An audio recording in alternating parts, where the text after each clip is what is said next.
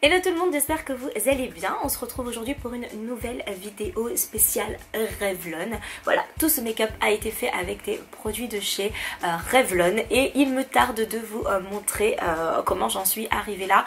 Un make-up très simple. Même si vous êtes la dernière des dernières du make-up, très honnêtement celui-là vous le faites en un claquement de doigts, hyper facile, hyper lumineux, hyper solaire, je trouve. Ça donne vraiment envie d'être en été et voilà, sans plus tarder on passe directement au tuto. C'est parti. Je vais commencer par venir rafraîchir mon teint avec le Photo Ready Prep Set Refresh, donc la petite brume parfumée au concombre.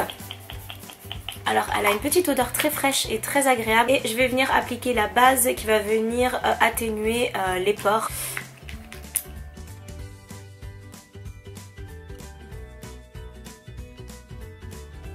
Je vais en profiter pour appliquer le stylo correcteur, parfait pour les petits spots noirs, donc parfait pour celui-ci là.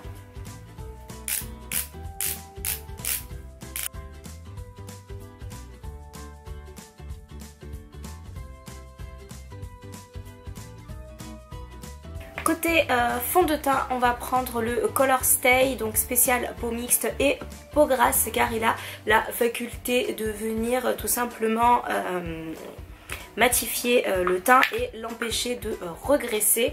Donc pour cela, je vais venir en prélever sur mon éponge. Et c'est la teinte 400. Je lui fais quand même assez confiance pour ne pas poudrer mon teint juste après.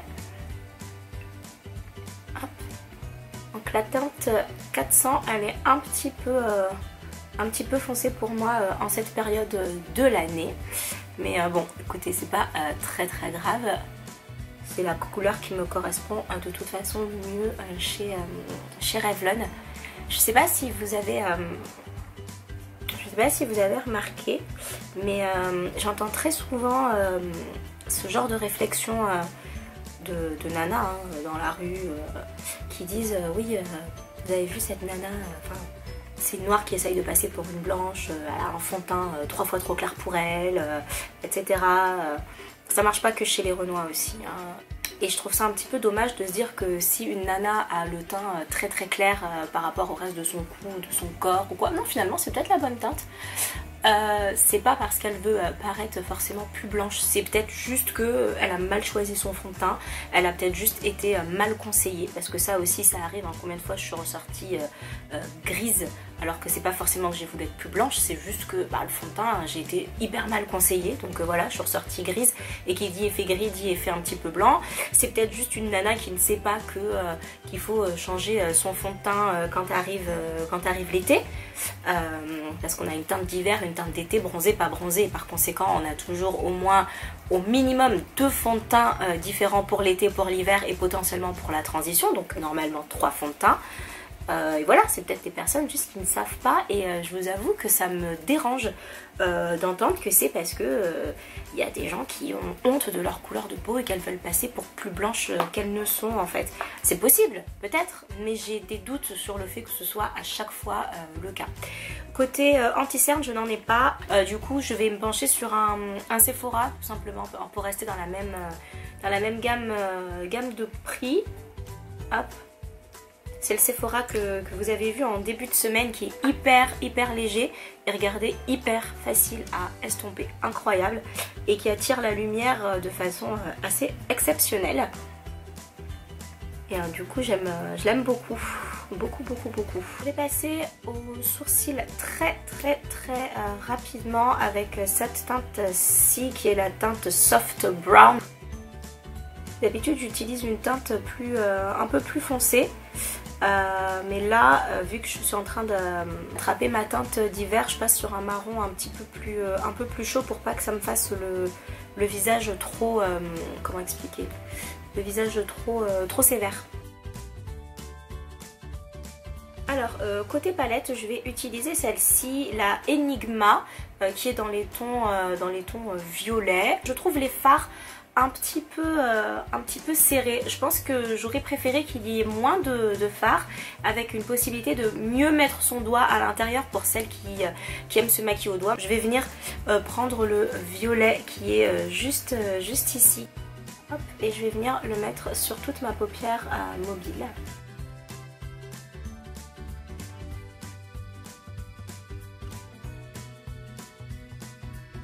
Je vais venir mettre cette petite teinte dorée ici au coin interne. Waouh! C'est super pigmenté. C'est très poudreux et très pigmenté. Donc je vous conseille de ne pas faire comme moi et de faire tout l'inverse, de faire votre teint en fait à la fin. Voilà, et avec le doigt, je vais tout simplement estomper rapidement. Ah, il est hyper doux. Il est hyper crémeux, hyper doux et très agréable. Je vais venir prendre la teinte violette la plus foncée ici. Waouh, ça poudre, hein. Faites attention. Je vais bien la mettre en coin interne et hop, je vais basculer ici. En coin externe, je crois que j'ai dit interne, je raconte que des bêtises. Vous avez différents crayons qui sont les crèmes gel qui se présentent comme ceci avec énormément de couleurs et ce sont de loin les crayons les plus gras en fait que j'ai pu tester. Il suffit en fait juste de poser le crayon comme ça et ça marque en fait, c'est juste incroyable. Et je vais venir le mettre tout simplement sous mon œil. Un très joli prune foncé.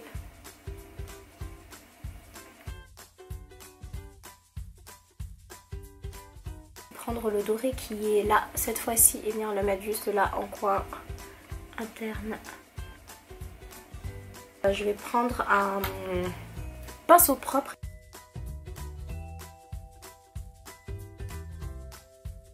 Pour l'eyeliner, il y a celui-ci, le Revlon Color Stay Exactify. Donc c'est un traceur liquide à roulettes comme ceci. Peut-être que vous l'avez déjà vu, comme un espèce de rouleau à pizza en fait. Et je n'arrive pas du tout, je crois que vous en avez déjà parlé, je vous ai déjà montré en vidéo, je n'arrive tout simplement pas à l'utiliser en fait. Je m'en mets de partout, je sais pas comment, j'y arrive pas.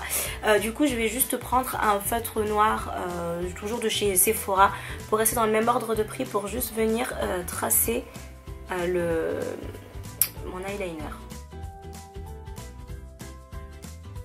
Voilà, maintenant qu'on en est là avec un petit make-up simple sur les yeux, je vais venir mettre le volume Amazing, version waterproof celui-ci. Et sinon la version basique, elle est toute violette.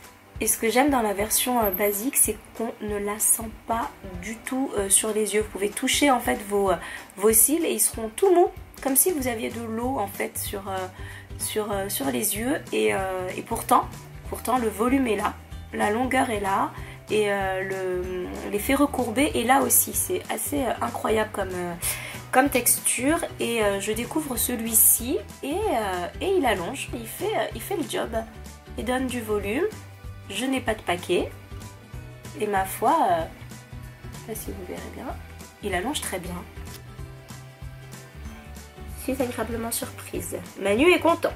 J'ai 3 blushs qui sont les Cheek Flushing Tint comme ceci, que je vous ai déjà présenté sur le blog. Ce qui est bien, c'est que les couleurs sont adaptées à toute incarnation, donc voilà, je me sens concernée par ces teintes. Je vais tenter la couleur qui est la plus foncée et je vais prendre cette teinte-ci qui est la teinte 04. Sinon ici vous avez la 03 et ici la 02. La 02 ira très bien sur une peau claire. Hop, et je vais venir appliquer 3 petites gouttes. 1, 2, 3. J'adore le fond de teint. Je sais pas si vous voyez la lumière qui s'émane du fond de teint, mais c'est canon.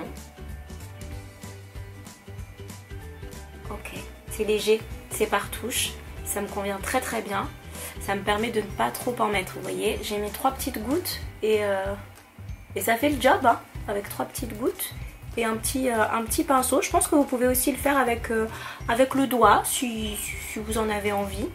Côté highlighter, il y a la palette Sunlight Dream qui se présente comme ceci avec des highlighters de ce côté avec une couleur là et qui sera je pense parfaite pour moi. Ou alors je pars sur les Endless Glow comme ceci. Vous avez un rose ici et un doré par là et je pars plutôt sur ces couleurs-ci. Je testerai bien parce que je les ai jamais testés ceux-là, le doré ou le rose. Vu que j'ai du prune sur les yeux, je vais rester dans les tons un petit peu rosés, un petit peu clairs et je vais tenter une petite touche, très petite touche. Ouh, c'est dur à étaler.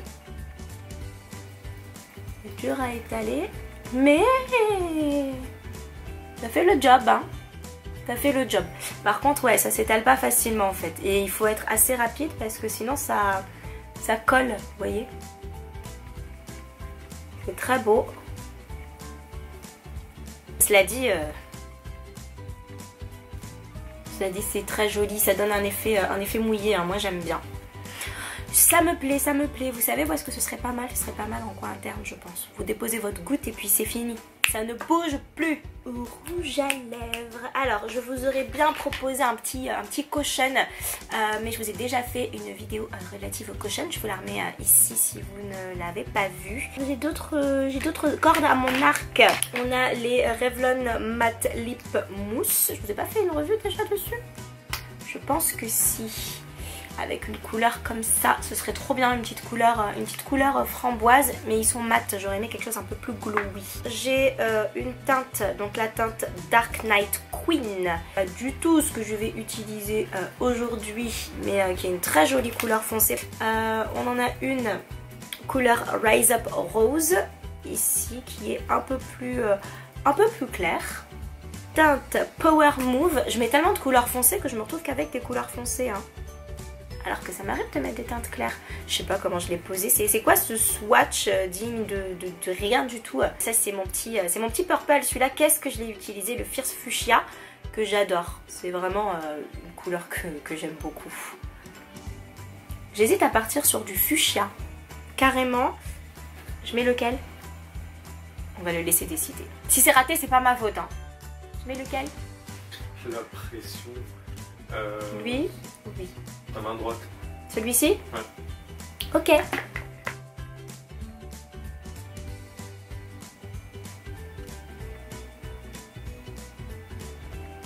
Ah, j'aime trop cette couleur. Bien voilà, le make-up est désormais terminé. J'espère que ça vous a plu et j'espère que vous avez pu découvrir l'ensemble de la marque Revlon. En tout cas des produits que moi je possède de chez Revlon. S'il y a un seul produit que je dois vraiment vous conseiller, c'est ce fond de teint dont je vous ai déjà parlé mais dont je vous reparle encore, c'est pas grave, que je trouve vraiment génial et que je trouve tellement beau. Je vais mettre un second produit si ça vous dérange pas.